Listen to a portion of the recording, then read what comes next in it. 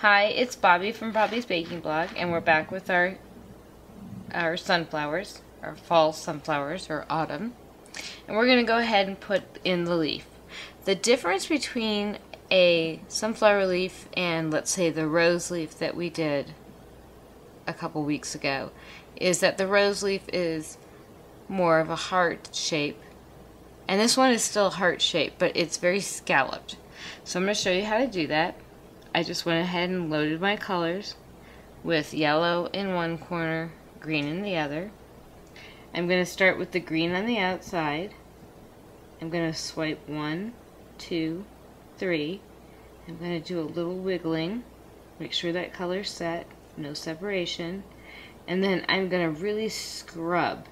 And as I scrub, I'm going to rotate, rotate, rotate, rotate, rotate. Really rotate that color in. Keeping the center yellow all the way in the corner and making some nice M shapes. Coming down to a smaller M, still rotating, rotating, rotating, rotating.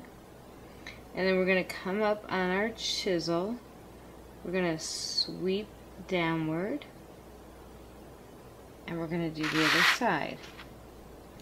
So we're going to start on this side. I'm going to mark it, and it's a good thing I did because I need to load again. So I'm going to load a little more green and a little more yellow, which is the color of a sunflower leaf. Make sure I have plenty going. Don't want to run out in the middle. Make sure the green's on the outside. Put my mark. Lay my brush flat. I'm going to 1, 2, 3 to set the color. Got a little more color than I want. And I'm going to start by wiggling in that color and then just scrubbing. Just scrubbing and making M's. You just really want to scrub. Accentuate that leaf. Sunflower leaf's a big leaf, and it's got a lot of ripples or scallops to it. So you're going to bring that all the way down, and as you come further down on your leaf, you're going to come up more on your chisel. So as you come down to the bottom, you're going to start angling towards your chisel and slide that chisel by turning it and coming straight down like that. I'll show you one more time. We're going to load with the yellow in one corner,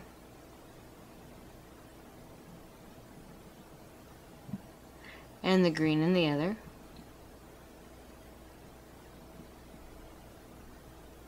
Make sure both sides have equal paint.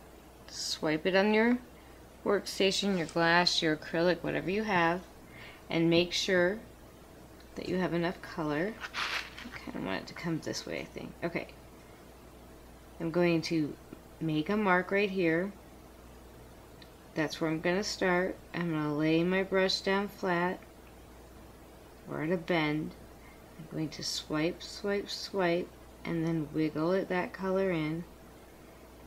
And I'm going to scrub as I rotate, scrub as I rotate. Get that nice seashell shape going. Keep your eye on the corner of the yellow to make sure you're not coming down really long. You don't want that leaf to go super, super long. The sunflower leaf is a big, wide leaf, but it is not a long leaf like a tulip leaf would be. You're going to come up on your chisel as you're sweeping, or scrubbing, excuse me. And you're just going to bring it down. Turn to the other side. Mark where you want it to go. And it looks like I need to load a little bit more. I think my paint is drying out just a tad. If you find that your paint starts drying out, you've been working all day, you can use a little bit of Everclear on your brush. Just be careful not to put too much. I usually will put a little Everclear on the brush and then wipe it on a paper towel. even though it evaporates really fast, it's got enough time to mess with your colors. So we're going to 1, 2, 3, and we're going to wiggle that color in, and then we're going to really just scrub that area. And this is why you want your fondant to have set a day or two, or you're going to have big marks in your fondant. Unlike paper, it will give on you if it's not ready. And as we get down towards the bottom, we're going to come down to our chisel, and you're going to now look at the corner of your green so you know where to bring it.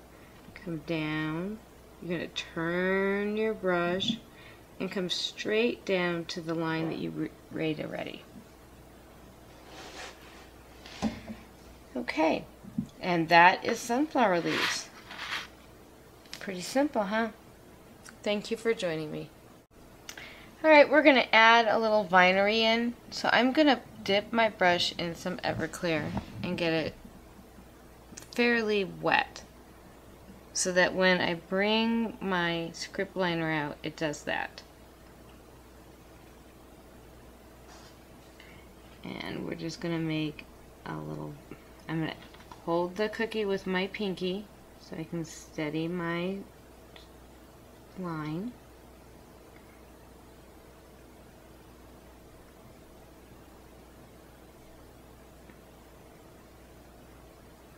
And we're losing color.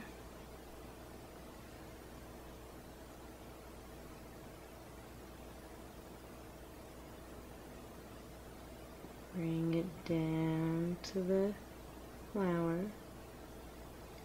And I'm going to also be going over this with a little bit of brown.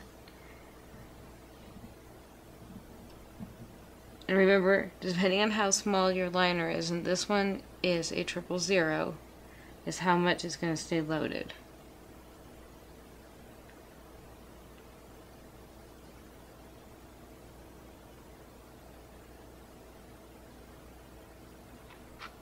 And I'm just going to come straight down that way and bring it in here. Alright, and then I'm going to go in. I'm not even going to wipe that brush off. It's going to have the green and a little bit of, I'm going to say more of an ivory and a brown. It's called claret, or not claret, it's called caramel, sorry. And I'm just going to repeat the line, but without, I'm just going to kind of cross over the line, staying in the same form, but I do not want the line to be over it. I want it to come around it.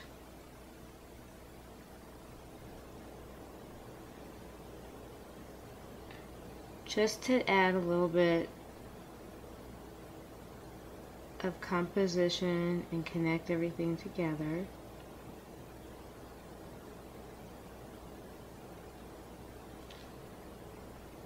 And it's okay if you want to cross your lines over, just as long as you do not go over your line, like copying over it. So that's connecting it. Thank you. I hope you enjoy making sunflowers. Alright, so we've made our vines, we've connected it. The cookie looks good, but it doesn't look quite finished. So I decided a leaf border would be perfect. And what I'm using is a PME small leaf tip. And I am going to make a heart kind of shaped leaf with it. And what you want to do is start at your, wherever you want to start at the top of your cookie, and put pressure out. Watch that leaf come to a heart and kind of wiggle it. Release pressure as you come down. Come back far enough so that it will connect the next one. Pressure, release, come down.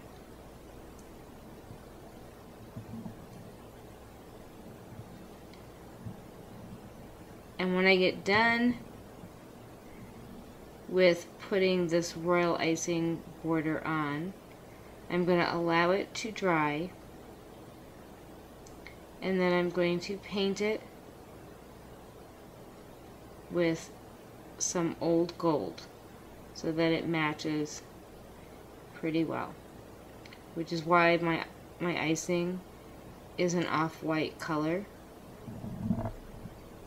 I mixed it with Wilton's Ivory to get this color, so it would match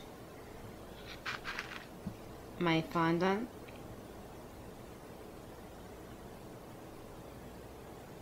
And really all I'm doing is making pressure. This is off-peak icing, by the way, as far as consistency. Pressure, pressure, pressure. Release, lift up, come down. Pressure, pressure, pressure. Release, lift up, come down. And they kind of look like the sunflower hearts. It's a really elegant way to end your cookie instead of just leaving it blank like that.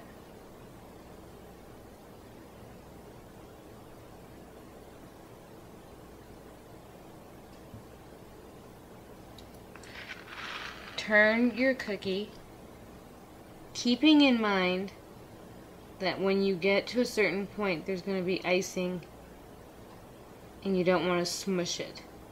Sometimes I will actually put a paper towel under my cookie and turn the paper towel, or turn this little green mat that it's on, but I didn't do that today, so I'm going to have to just be extra special careful.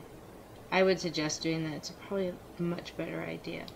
And you want to try and keep equal pressure as you're adding that border. I know a lot of people ask me, how do you know which way to pipe the leaf tip? Because when you get your tips and you're all excited, if you've never piped before, it can be a little daunting trying to figure out which direction specific tips go, because they don't come with directions. Your leaf tip should always be up and down, not like this, but up and down. Have a damp paper towel so that you can wipe away the icing if it gets hard on there. And I'm using a paper cornet. That's my bag of choice. You can use a plastic bag.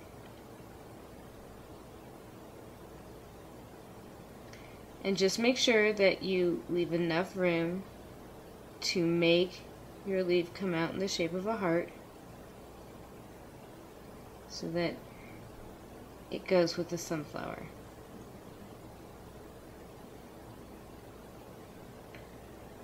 These leaf tips can do all sorts of decorative borders. You could make it go really long for a tulip type leaf, or a long border. You can make it really, really short.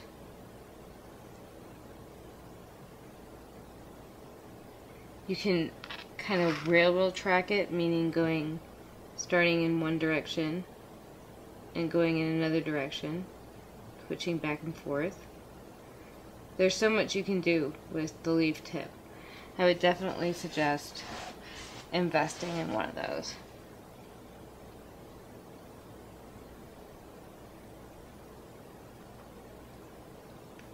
I really enjoy the PME tips because they come small. I haven't been able to find very many tips that come as small as the PME tip does. And when you get to this corner, you just want to kind of get that leaf underneath there so it crosses over.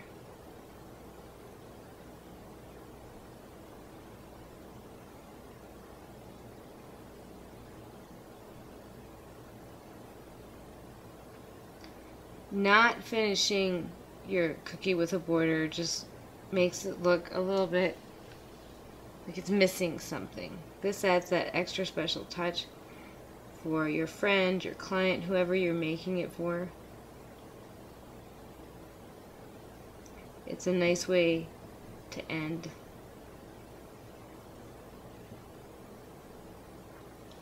your cookie off.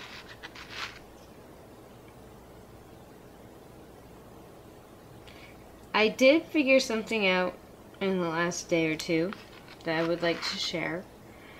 remember I said the other day when your paint is separating, I couldn't figure out why it was doing that, to just wait and let it dry and go back over it. If your fondant has dried long enough, and I'm talking a good 24 hours, you can go in with a little bit of your Everclear on a paper towel, put a couple of drops of Everclear, and gently wipe down that fondant, just very, very lightly. And I found when I started doing that I wasn't having the separation that I had. So that was something that did help if you want to try that. But your fondant must be at least 24 hours drying.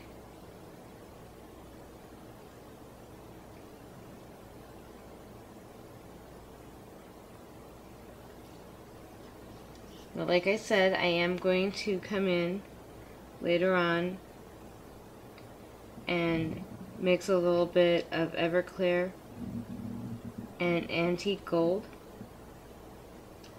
and finish it off that way. I've shown that before. You can look at the, I believe the 1920 antique clock has that technique in there, and I'm finishing just by coming down right where I started. And now our cookie is done. We just need that icing to dry. You cannot color it till it dries or you'll end up with a runny mess.